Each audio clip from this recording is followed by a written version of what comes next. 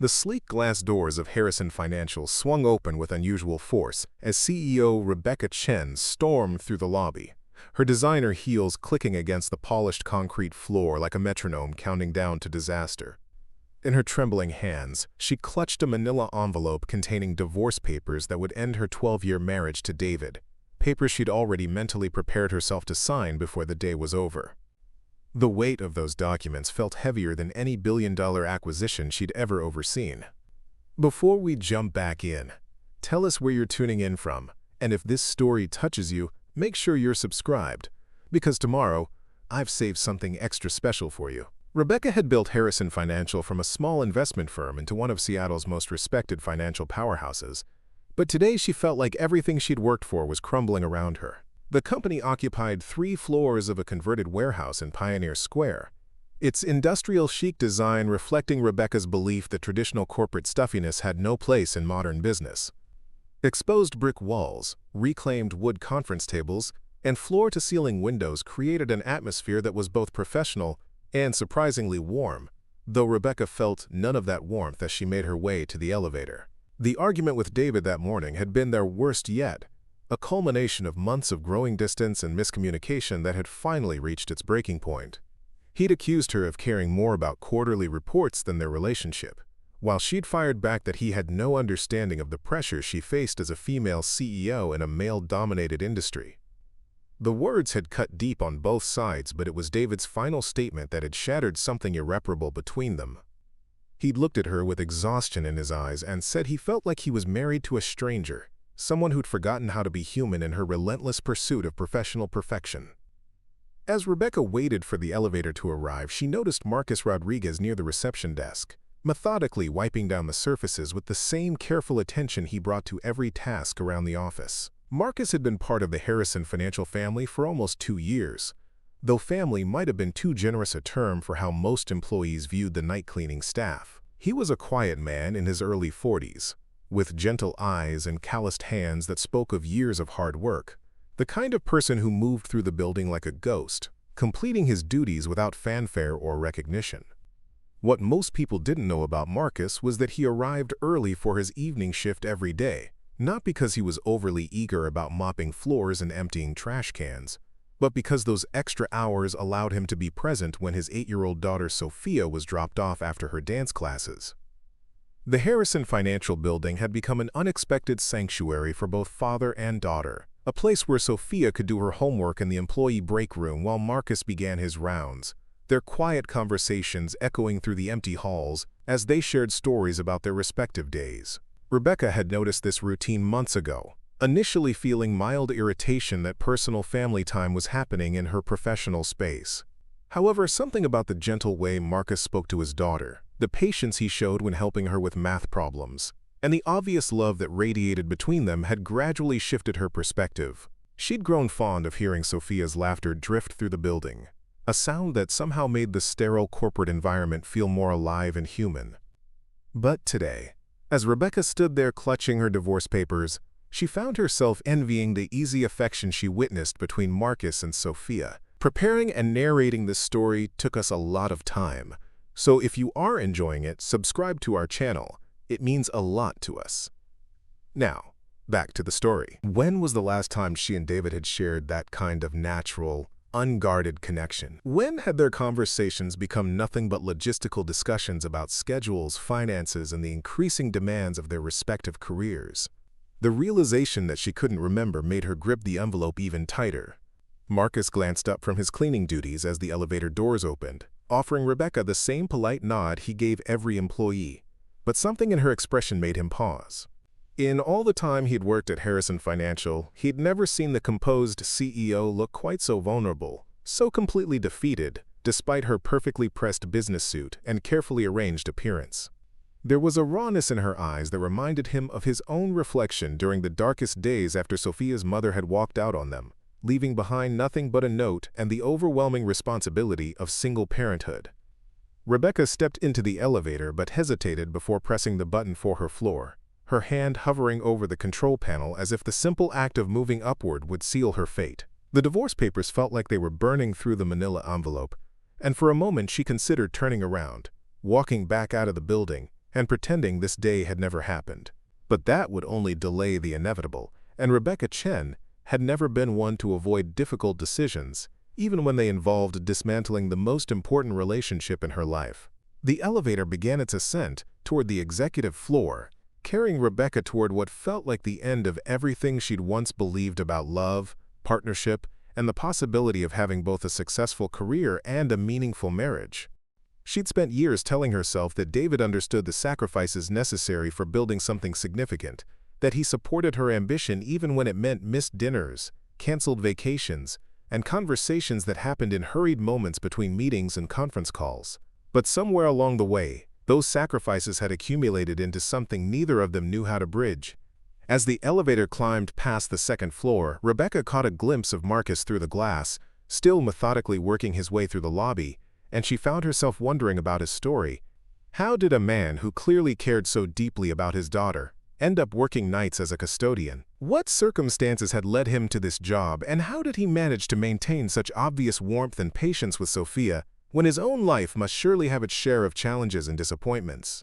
The questions surprised her with their intensity, perhaps because they offered a momentary distraction from her own crumbling world, or perhaps because she recognized something in Marcus that she'd lost somewhere along her climb to the top.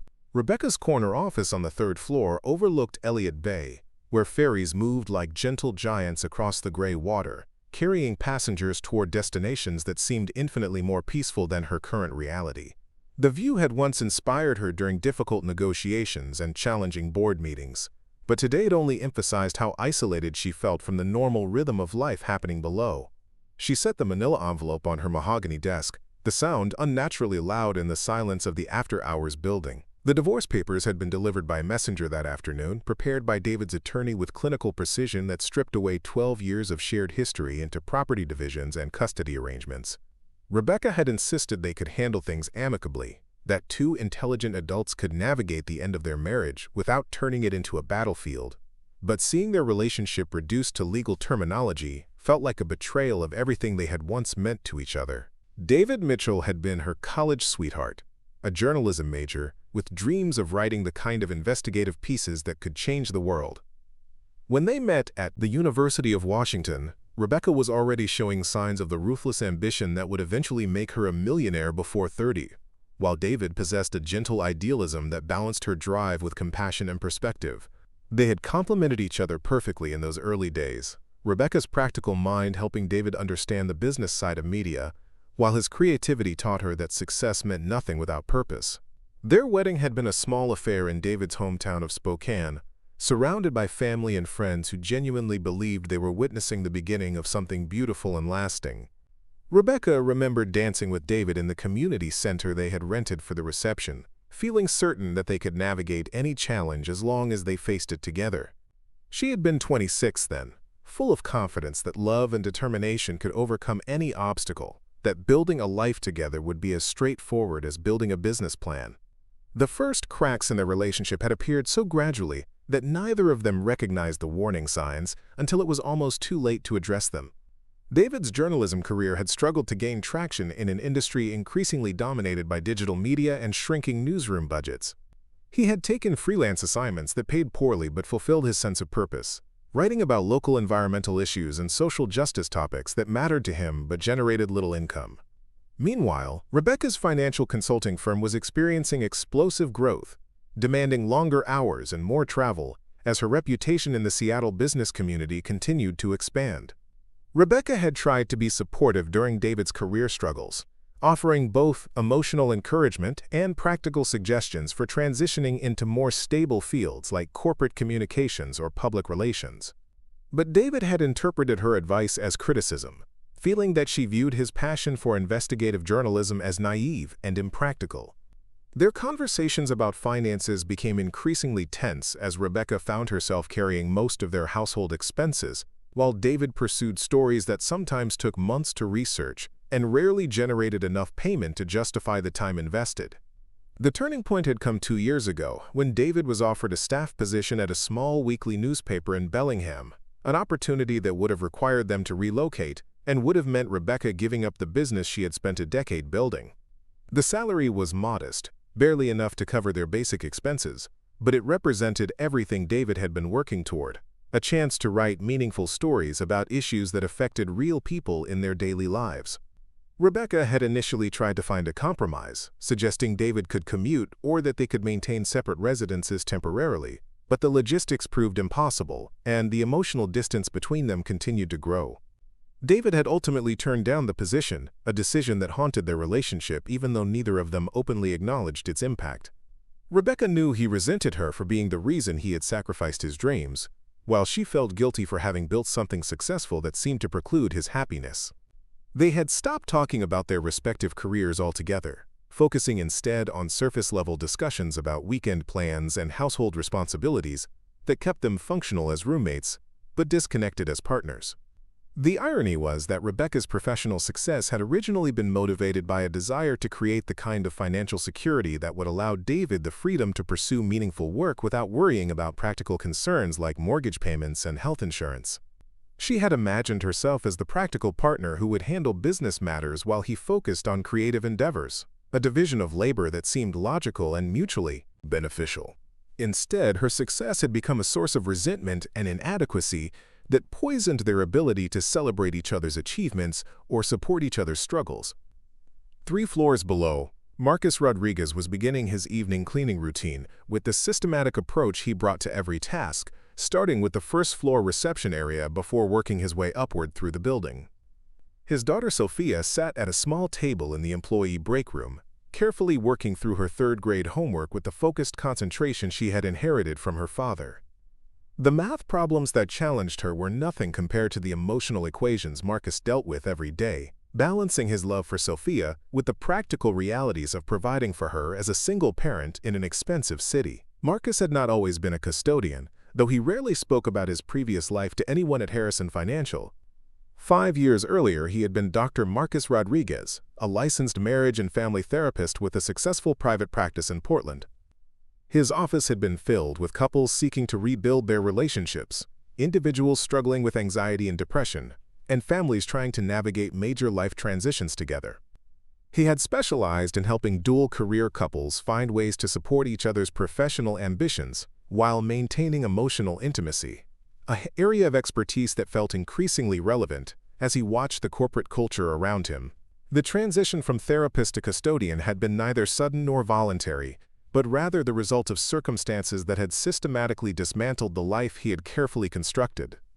Sophia's mother, Carmen, had been a successful marketing executive whose career required frequent travel and long hours that initially seemed manageable when balanced against Marcus's flexible therapy schedule. They had been a modern couple who prided themselves on sharing domestic responsibilities and supporting each other's professional goals, the kind of partnership Marcus often used as a positive example when counseling other couples facing similar challenges. Carmen's decision to leave had come without warning on a Tuesday morning when Sophia was barely 3 years old. Marcus had awakened to find a note on the kitchen counter explaining that she felt trapped by the responsibilities of motherhood and marriage, that she needed to find herself outside the context of family obligations that had begun to feel like a prison rather than a source of joy. The note had been carefully written, almost clinical in its precision, acknowledging that Marcus was a good father and husband, but stating that she simply could not continue living a life that felt so disconnected from her authentic self. The legal battle that followed had drained Marcus's financial resources and emotional energy, as Carmen fought for custody arrangements that would allow her maximum freedom while minimizing her financial responsibilities. She had eventually relocated to San Francisco for a high-paying marketing position, agreeing to monthly visits with Sophia that gradually became more sporadic as her new life took precedence over her parental obligations. Marcus had found himself as a single father with a traumatized toddler, a struggling therapy practice, and mounting legal bills that made it impossible to maintain the professional stability his clients deserved. The decision to leave Portland and start over in Seattle had been motivated primarily by Marcus's desire to give Sophia a fresh start in a place where she would not be constantly reminded of her mother's absence. He had sold his practice and used the proceeds to cover moving expenses and establish a modest emergency fund. But the licensing requirements for practicing therapy in Washington state proved more complex and expensive than he had anticipated. While working through the bureaucratic process, Marcus had taken the custodial position at Harrison Financial as a temporary solution that would provide steady income and health benefits while allowing him to maintain a TIPA, schedule compatible with Sophia's needs. The temporary job had stretched into 2 years, as Marcus discovered that rebuilding a professional practice as a single father required resources and energy he simply did not possess. The evening cleaning schedule allowed him to be present for Sophia's morning routine and after-school activities, while the steady paycheck eliminated the financial uncertainty that had made his therapy practice feel more like a burden than a calling. He had gradually accepted that providing stability for Sophia mattered more than maintaining his professional identity, though he still maintained his therapeutic skills through volunteer counseling at a local community center. As Marcus methodically cleaned the second-floor offices, he could hear the faint sound of conversation from Sophia's direction, probably talking to herself as she worked through particularly challenging homework problems. The sound made him smile, reminding him of all the reasons his sacrifices felt worthwhile. Sophia had adapted to their new life with remarkable resilience, making friends at her Seattle elementary school and developing interests in dance and art that brought joy to both of their lives. She rarely asked about her mother anymore, having learned to find security in the consistent presence of a father who prioritized her well-being above everything else. The corporate environment at Harrison Financial had initially felt foreign to Marcus, who was accustomed to the intimate setting of therapeutic relationships, where vulnerability and emotional honesty were not only accepted but encouraged. The professional distance maintained by most employees, their focus on productivity and efficiency over personal connection, reminded him of the relationship patterns he had often helped couples recognize and change in his therapy practice. He saw the signs of stress and isolation in many of the employees, the way they rushed through their days without truly connecting with the people around them, and sometimes found himself wishing he could offer the kind of support that had once been his profession. The elevator descended slowly toward the first floor as Rebecca made her way back down from her office, the signed divorce papers now sealed in a different envelope, this one addressed to her attorney. The weight of that single signature felt heavier than any contract she had ever executed, and she found herself moving through the building like someone underwater, every step requiring conscious effort. She had planned to leave immediately after completing the paperwork, to drive home to her empty house and begin the process of dismantling a life she had spent 12 years building, but something made her hesitate in the lobby instead of heading directly to the parking garage. Marcus was working his way through the common areas, carefully arranging chairs around conference tables and wiping down surfaces that would be spotless for tomorrow's meetings. His movements had a meditative quality that Rebecca found oddly comforting, a stark contrast to the frantic energy that usually characterized her own approach to tasks and responsibilities. She watched him work for several minutes, noting the care he took with even the most mundane duties, the way he seemed completely present in whatever he was doing, rather than rushing through obligations to reach some more important destination. Sophia appeared from the direction of the break room, her small backpack slung over one shoulder and a sheet of paper in her hand that probably represented completed homework, or a school project requiring parental approval. The 8-year-old moved with the confident independence of a child accustomed to navigating adult environments, but her face lit up with genuine joy when she spotted her father across the lobby. The interaction between them was so natural and affectionate that Rebecca felt a sharp pang of longing for the kind of uncomplicated connection they shared. Rebecca had always prided herself on her ability to compartmentalize emotions, to separate personal feelings from professional decisions, and maintain the kind of objectivity that had served her well in business negotiations and strategic planning. But watching Marcus and Sophia together stripped away those carefully constructed barriers, leaving her raw and vulnerable in ways she had not experienced since her college years. The envelope in her hands felt like evidence of her failure to maintain the most important relationship in her life, proof that all her professional competence meant nothing when it came to understanding the human heart. The sound of her heels on the concrete floor caught Marcus's attention, and he looked up from his cleaning duties with the same polite expression he always wore when encountering employees after hours. But something in Rebecca's posture, the way she held herself with rigid control despite obvious distress, triggered his professional instincts in ways that surprised him. He had spent years learning to read the subtle signs of emotional crisis, to recognize when someone was struggling with pain they could not articulate, and every aspect of Rebecca's demeanor suggested a person on the verge of collapse, despite her composed exterior. Sophia had inherited her father's sensitivity to emotional undercurrents, and she immediately noticed the sadness radiating from the well-dressed woman standing near the elevator. In the straightforward way of children who have not yet learned to ignore other people's pain, she walked directly over to Rebecca and offered her the drawing she had been working on during homework time. The picture showed a family of 3 stick figures standing under a rainbow, with careful crayon work that demonstrated the kind of attention to detail Sophia brought to everything she cared about.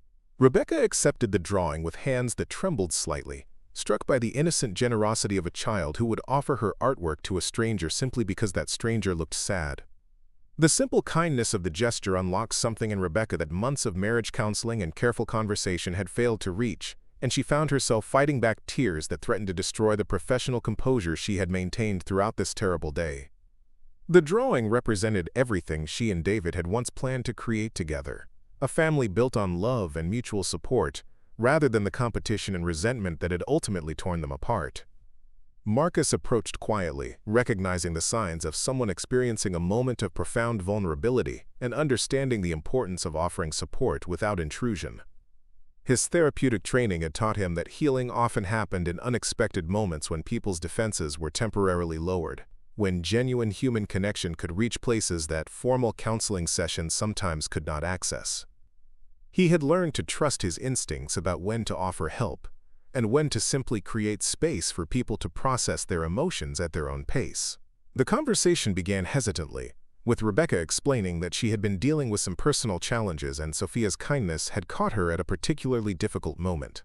Marcus responded with the same gentle attention he had once brought to therapy sessions, asking simple questions that invited sharing without demanding details, creating an atmosphere of safety that allowed Rebecca to speak more openly than she had in months. Sophia settled cross-legged on the floor nearby, coloring in a second drawing while listening to the adult conversation with the serious attention children bring to situations they sense are important. Rebecca found herself describing the breakdown of her marriage with a honesty that surprised her, explaining how she and David had gradually grown apart despite their genuine love for each other, how their different approaches to career and success had created conflicts neither of them knew how to resolve. She spoke about the guilt she felt over her professional achievements, the way David's struggles had made her success feel like a betrayal of their partnership, rather than something they could celebrate together. The words came slowly at first, then in a rush as she realized how desperately she needed someone to listen without judgment or advice. Marcus listened with the focused attention that had made him effective as a therapist, asking clarifying questions that helped Rebecca articulate feelings she had been avoiding for months. He recognized patterns in her story that he had seen countless times in his practice. The way dual-career couples often struggled with competition and resentment when their professional trajectories diverged. The difficulty of maintaining emotional intimacy when practical concerns began to dominate their interactions. But he also heard something else in Rebecca's account, a deep love for David that had become obscured by hurt and misunderstanding, rather than genuinely destroyed. The revelation of Marcus's professional background emerged naturally from their conversation, as Rebecca's questions about relationships and communication led him to share insights that clearly came from formal training rather than casual observation. When she asked directly about his expertise, Marcus explained his background in marriage and family therapy with the same matter-of-fact tone he used to discuss his custodial duties, treating both as equally valid ways of contributing to the world around him. He described his transition from therapist to single father with remarkable lack of bitterness, focusing on the positive aspects of his current life rather than dwelling on the circumstances that had forced him to change careers. Rebecca listened to Marcus's story with growing amazement, recognizing the extraordinary circumstance that had brought her into contact with exactly the kind of professional expertise she needed at precisely the moment when she needed it most. The irony was not lost on her that she had been sharing her office building with a licensed marriage counselor for 2 years without knowing it, that the help she had been seeking through expensive therapy sessions and relationship seminars had been available just floors away from her executive office. But Marcus's most significant contribution to their conversation was not his professional credentials or therapeutic techniques, but rather his perspective on David's behavior and motivations. As Rebecca described her husband's recent actions and statements, Marcus began to recognize patterns that suggested something quite different from what Rebecca had concluded about their relationship. The way David had insisted on handling the divorce through attorneys rather than mediation, his sudden urgency about finalizing paperwork that could have been processed gradually, his emotional distance during conversations about their future, all suggested someone who was trying to protect himself from additional pain rather than someone who had genuinely given up on their marriage. Marcus had seen similar behavior in many of his former clients, particularly men who felt overwhelmed by relationship problems they did not know how to solve and who chose withdrawal as a way of avoiding further hurt or disappointment. David's actions seemed less like evidence of his desire to end the marriage, and more like the desperate measures of someone who felt powerless to fix what was broken between them. The revelation reframed everything Rebecca thought she understood about David's motivations, suggesting that his push for divorce might actually be a misguided attempt to force a resolution to problems he felt incapable of addressing directly.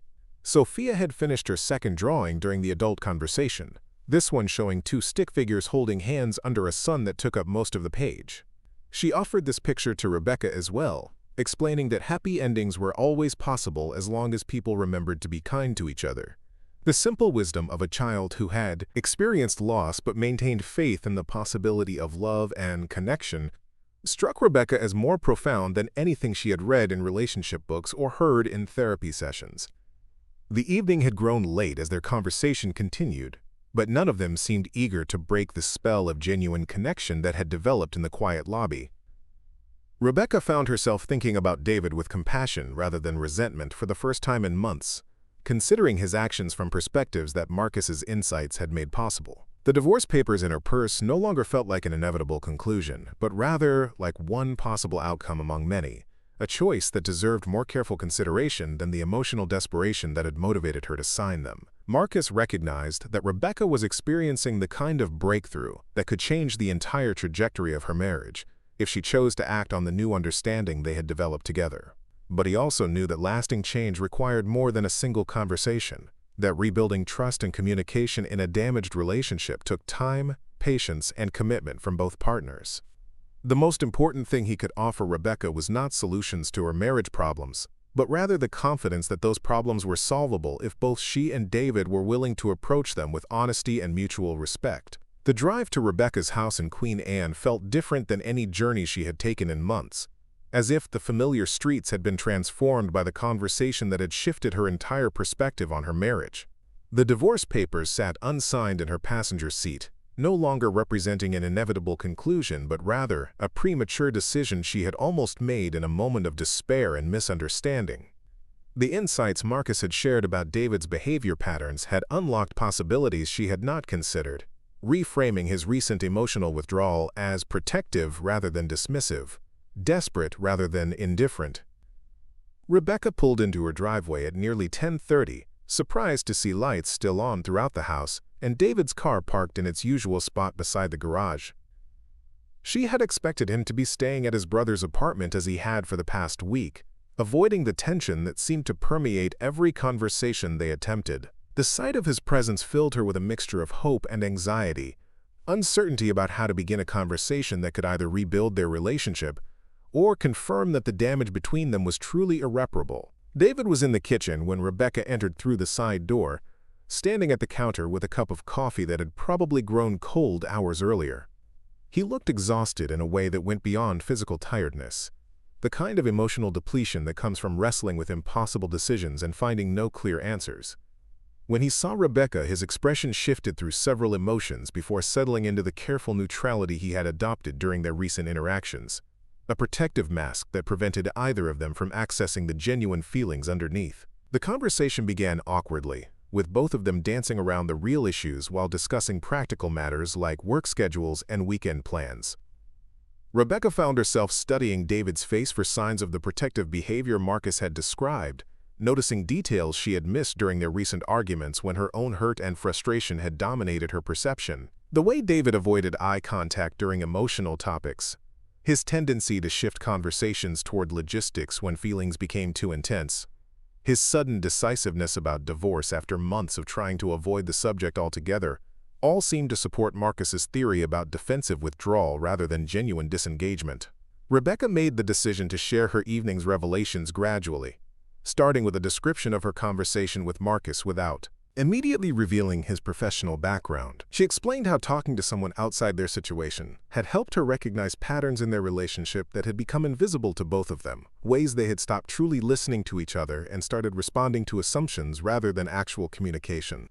David listened with the guarded attention he brought to all their serious conversations. But Rebecca could see something shifting in his expression as she spoke about the possibility that they had been misunderstanding each other's motivations. The breakthrough came when Rebecca shared Marcus's observation about David's recent behavior possibly being motivated by fear rather than indifference. The idea that his push for immediate divorce might represent an attempt to end uncertainty rather than end their marriage. David's carefully maintained composure cracked at that suggestion, and for the first time in months, Rebecca saw genuine vulnerability in his eyes rather than the defensive anger that had characterized their recent interactions. The recognition that someone else had accurately identified his emotional state seemed to give David permission to acknowledge feelings he had been trying to hide, even from himself. David admitted that the divorce papers had felt like a form of surrender to problems he felt powerless to solve, a way of taking control over a situation where he felt completely helpless. He described the months of watching Rebecca's success continue to grow while his own career stagnated, feeling like he was dragging down someone he loved rather than contributing to their partnership in meaningful ways. The job in Bellingham had represented more than just professional opportunity. It had been his chance to prove that he could be a partner worthy of Rebecca's achievements rather than a burden that limited her potential.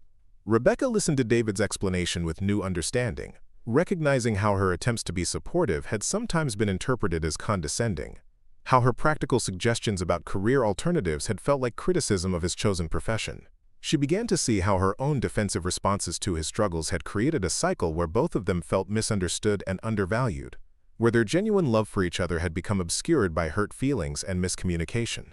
The conversation continued well past midnight as they explored the ways their relationship had deteriorated, not from lack of love, but from their inability to communicate effectively about their fears and insecurities. Rebecca shared her own struggles with guilt over her professional success, the way she had sometimes minimized her achievements to avoid making David feel worse about his career challenges. David admitted that his resentment had been directed more at himself than at Rebecca, that he had projected his own feelings of inadequacy onto her supportive gestures rather than recognizing them as expressions of love and confidence in his abilities. The discussion about Marcus's professional background came naturally as Rebecca explained how their conversation had provided insights that months of formal counseling had failed to achieve. David was amazed by the coincidence that had brought Rebecca into contact with a marriage therapist at exactly the moment when she needed that expertise most. But he was more interested in the specific observations Marcus had made about their relationship dynamics. The idea that an objective professional had recognized positive signs in their marriage that they themselves had been unable to see gave both of them hope that their problems might be more solvable than they had believed. Rebecca suggested that they ask Marcus if he would be willing to work with them professionally, to help them develop better communication strategies and address the underlying issues that had created so much distance between them. David agreed immediately, recognizing that they needed guidance from someone who understood relationship dynamics better than either of them did individually. The prospect of working with someone who had already demonstrated insight into their specific challenges felt less intimidating than starting over with a new therapist who would need time to understand their situation. The decision to postpone the divorce proceedings felt natural rather than forced, a logical response to new information that had changed their understanding of their relationship problems. Rebecca retrieved the signed papers from her purse and tore them up without ceremony, the symbolic gesture representing their commitment to exploring alternatives before abandoning their marriage entirely.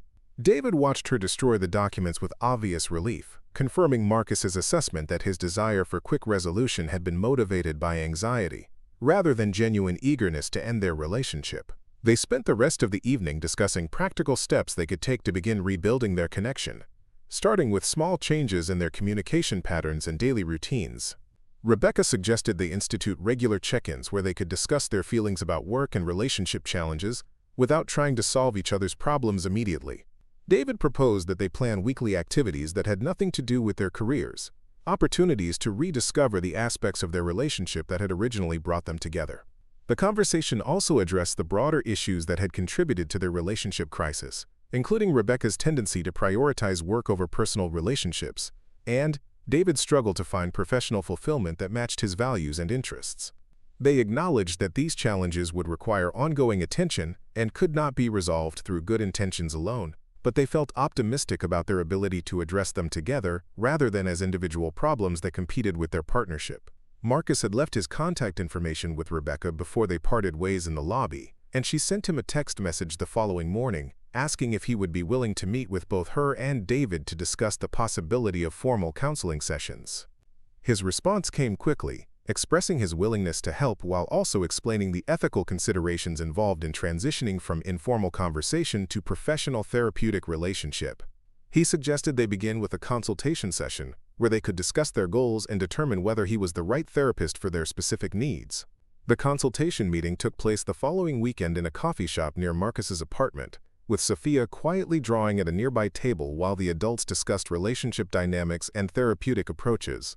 Marcus explained his background in marriage and family therapy more thoroughly, describing his experience with dual-career couples and the specific challenges that high-achieving individuals often faced in maintaining emotional intimacy while pursuing professional success.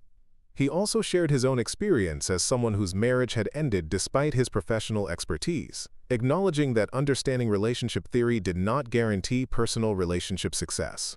Rebecca and David appreciated Marcus's honesty about his own struggles, finding his perspective more credible because he had experienced failure as well as success in his personal relationships.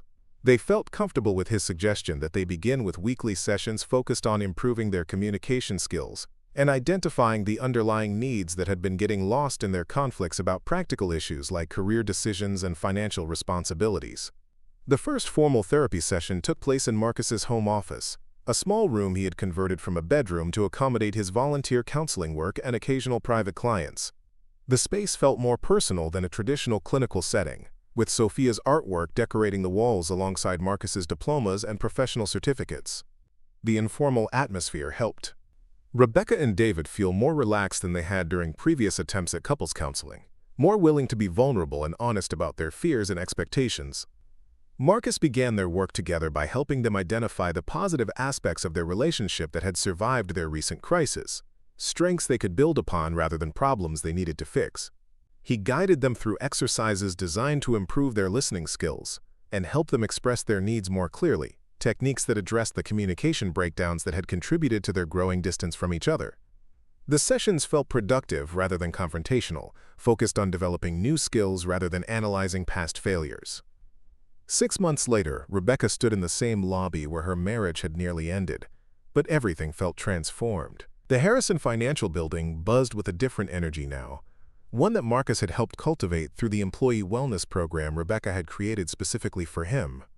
His office on the second floor had become a sanctuary for staff members struggling with work-life balance, relationship issues, and the everyday stresses that corporate environments often ignored.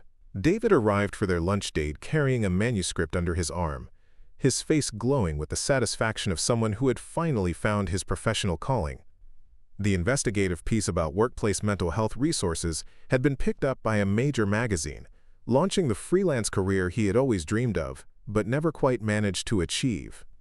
Rebecca felt proud watching him navigate the lobby with renewed confidence, no longer the defeated man who had pushed for divorce as an escape from problems that seemed insurmountable. Their relationship had required months of careful rebuilding, weekly therapy sessions with Marcus that slowly taught them to communicate without defensiveness or assumptions. They had learned to celebrate each other's successes without comparison, to support each other's struggles without trying to fix everything immediately.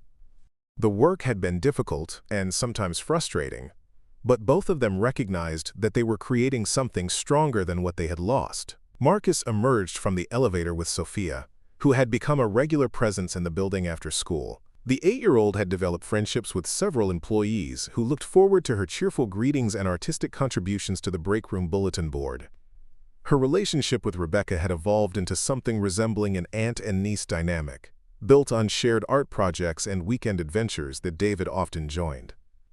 Rebecca had offered Marcus a permanent position as Harrison Financial's Director of Employee Wellness, a role that combined his therapeutic expertise with organizational development in ways that benefited everyone in the company. The position paid significantly more than his custodial work, while still allowing him the flexibility to prioritize Sophia's needs and maintain the evening schedule that worked best for their family structure. The success of the wellness program had attracted attention from other Seattle companies seeking to implement similar initiatives, leading to consulting opportunities that supplemented Marcus's income while expanding his professional influence. He had begun speaking at business conferences about the connection between employee mental health and organizational productivity, sharing research that demonstrated the practical benefits of investing in human flourishing rather than focusing exclusively on efficiency and profit margins. David's article about Marcus's story had become the centerpiece of a series examining hidden expertise in unexpected places. Profiles of overqualified workers whose circumstances had forced them into positions that underutilized their skills and experience. The response from readers had been overwhelming, with hundreds of companies reaching out to reassess their hiring practices and employee development programs. Rebecca and David had used their experience as the foundation for a monthly workshop they hosted for other couples facing similar challenges, sharing the communication techniques and relationship strategies they had learned through their work with Marcus. The sessions took place in the Harrison Financial Conference Room on Saturday mornings, creating a community of support that extended far beyond their own marriage. Sophia had thrived in their expanded family structure, gaining the stability and affection that comes from multiple adults who genuinely care about her well-being. Her artwork now included drawings of 4 stick figures under rainbows, representations of the chosen family that had emerged from crisis and mutual support. The drawings served as reminders that healing often comes through unexpected connections, and that the most important help sometimes arrives in the most unlikely packages. The elevator that had once carried Rebecca toward what felt like the end of her marriage now transported her toward lunch dates with her husband. Therapy sessions that continued to strengthen their relationship, and a life that balanced professional achievement with personal fulfillment. Marcus still cleaned the building in the evenings, not from necessity but from choice, finding peace in the meditative rhythm of work that kept him connected to the humility and service that had defined his transformation. Up next, you've got 2 more standout stories right on your screen. If this one hit the mark, you won't want to pass these up. Just click and check them out.